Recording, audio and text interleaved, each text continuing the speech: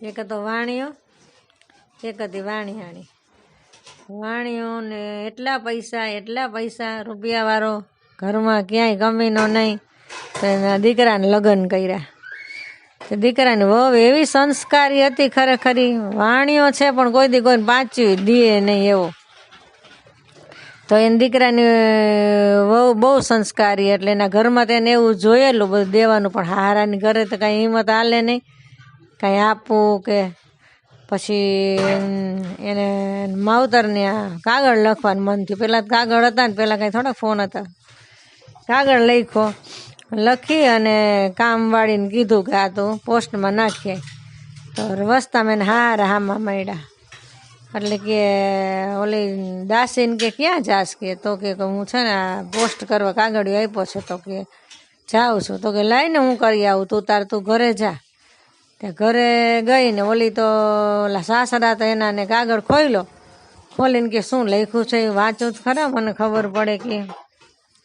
ત્યાં તો એમાં લખ્યું હતું, અરે અમે બહુ ગરીબ છે, કાંઈ નથી કે અત્યારે છે, પણ પછી વાસી આ બધું અમે છે ને ખાઈ છીએ. મારા હાહુ કોઈ દી તાજું જ ખાવા દેતા નથી કે, આ વાસી ખાઈ છે ને ઉપવાસી રહી છે કે.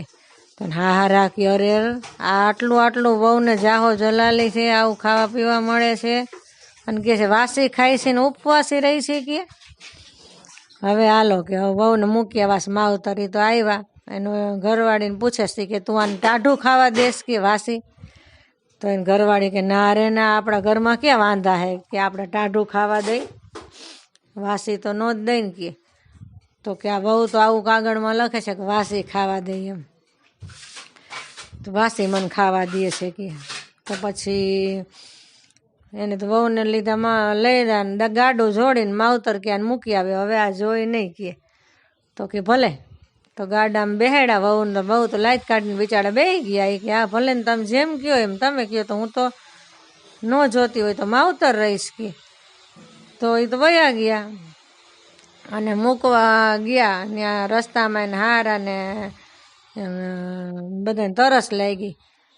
તો કૂવો ખોદે છે, કૂવો શું ઓલું વીડો ખોદે છે. તો વીડો ખોદે ને તો હારાને આવે જ નહીં ડોરું પાણી રહીને. આનું એવું સરસ તેલ જેવું પાણી આવે.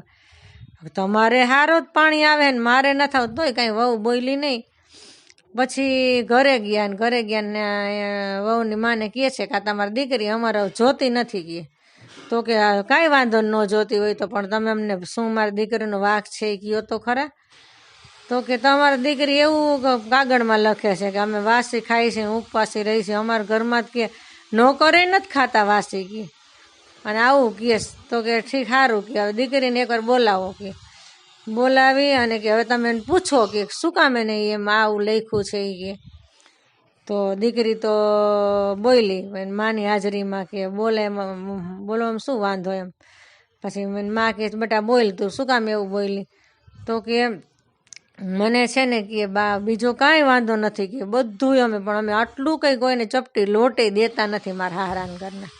આ તો અમે વાસી છે ને એ ખાઈ છીએ, બાકી વાસી ખાઈને ઉપવાસી રહી છે, બાકી મારા હારા કે મારી હાહુ કોઈને ચપટી લોટે દેતા નથી. અને આપણે તો અહીંયા દાન પુણ્ય એટલું કરેલું, ભલે ગરીબ માણસ છીએ કે આપણે. ત્યાં તો એના હારાને એવું થઈ ગયું નહીં કે તમારી વાત હાવ સાચી છે, અમે કોઈને પાંચ્યું નથી દેતા કે. વહુને કે બેસી જાવ, તરત લાઈજ કાઢીને બેસી જાવ ગાડામાં કે હવે મારે અહીંયા તમે કયો ને એમ ઘરમાં થાય કે હવે બીજા કોઈનું નહીં હાલે. પછી ખાધું પીધું રાજ કર્યું.